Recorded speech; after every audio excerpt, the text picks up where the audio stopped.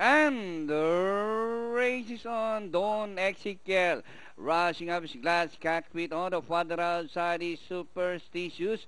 My Sweet Leonora rushing up his Apple Magic. Terrace's Magic. And on the outside, the Sugar Daddy Don Ezekiel has it coming. And nearing the far turn, glass cockpit Superstitious. Apple Magic is racing in third by Daryl as they race the last 550. Glass Cockpit Superstitious. Apple Magic is running by Daryl Sugar Daddy as they race the final corner.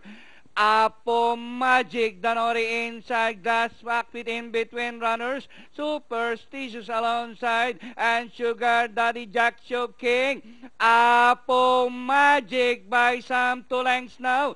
Glass Cockpit in second, Sugar Daddy Superstitious, and nearing the finish line, number 5, Apple Magic, Glass Cockpit, Sugar Daddy, Superstitious, and Jack Show King.